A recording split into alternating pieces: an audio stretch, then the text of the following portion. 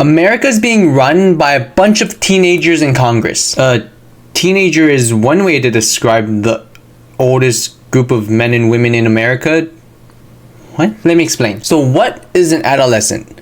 What is a child? And what is an adult? As a child, it seems like everyone assumed that adults knew everything. You thought that your parents knew everything. You thought your mom, your dad, your teachers, they had the entire world in the palm of their hands. They knew the universe inside and out. But as you grew up, when you become an adult, you realize that's a load of bullcrap and that no one knows anything and everyone's just trying to get their shit together. You realize that adults are just as clueless as everyone else, if not even more clueless. So if that's the case, what makes an adult an adult? What makes a child a child? What makes a teenager a teenager? So I recently heard a very interesting take on what the differences are between a child, an adolescent, and an adult. And this was from the book Everything is Eff'd by Mark Manson. If you've never heard of this book, you've probably heard of the other book written by the same author, The Subtle Art of Not Giving an F. I'm sure everyone's heard of that book. In this book, Manson actually goes over various interesting topics. He defines happiness. He talks about kind of like the dark side of hope. What dark side of hope? And then he goes through like the meaning of life. A lot of deep topics. But I want to talk about specifically how he defines the differences between a child, an adolescent, and an adult. So in my hook, when I said America is run by a bunch of teenagers, it's kind of a misnomer because teenager, you have to be, 13 to 19, I guess.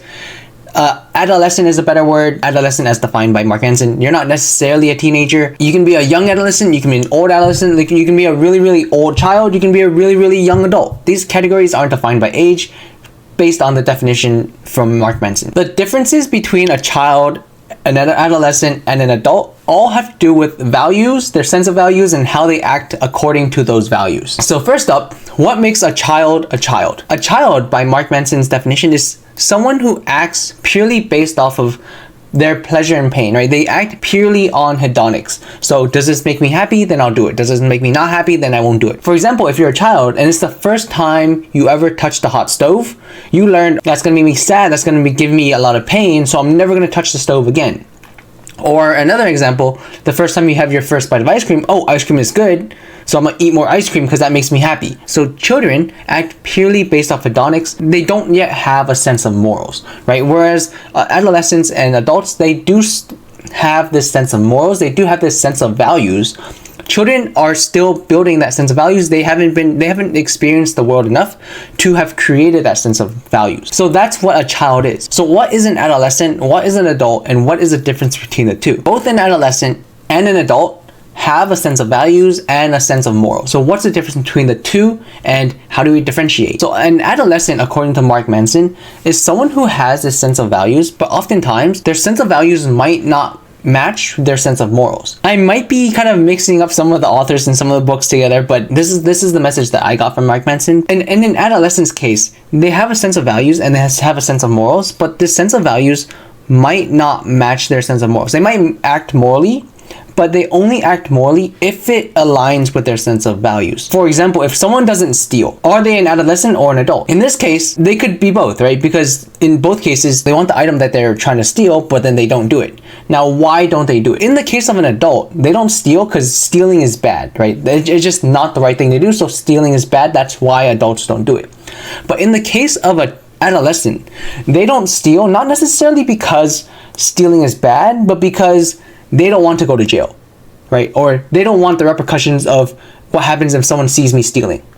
So that's the difference between an adolescent and an adult. An adolescent, they don't steal not because it's morally unjust, but because in the long term, it affects them in a negative way and they don't like that. So in other words, an adolescent needs a carrot or a stick in order to do the morally just thing or the morally right thing, right? Whereas an adult doesn't need this carrot or stick because they do the morally right thing solely because it is morally right. So another example of like an adolescent thinking would be if John compliments Mary, right? The adult reason why he compliments Mary would be because it will make Mary happy, right? But then adolescent might think, okay, I'm gonna compliment Mary because I want to get into her pants. Even though it's a nice thing to do, right? In both cases, their justification or their reasoning why they're doing it, that is completely different between the adolescent and the adult. So why do I say that America is being run by a bunch of adolescents? It's because when you have clips like this. The way it would disincentivize the very type of people we need serving here, people who run businesses, people who balance a checkbook, balance a budget.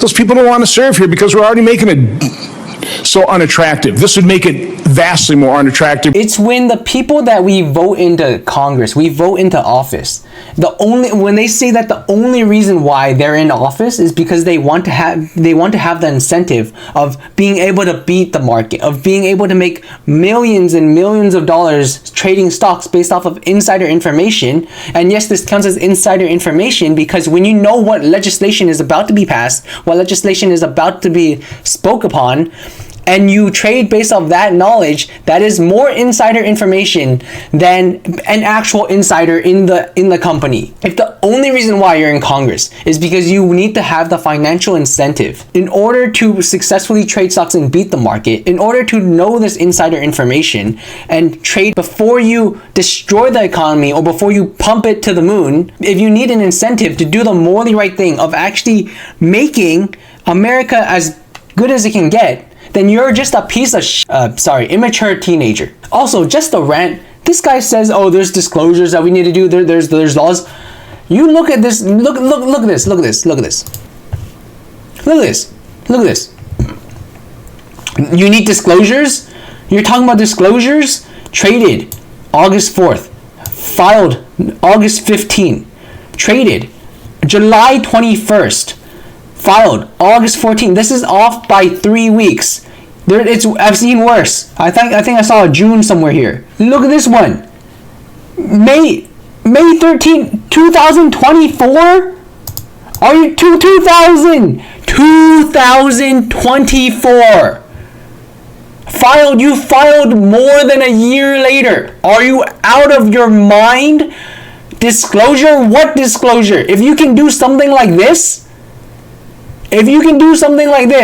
and you count that as a disclosure, I don't need your damn disclosure. January 3rd, 2023 filed August 13. You filed more than a year and a half later. Sorry, no, that's 2 years and 6 months later. Holy crap. You're telling me that sorry, I'm heated. This is stupid. Bye. Freaking,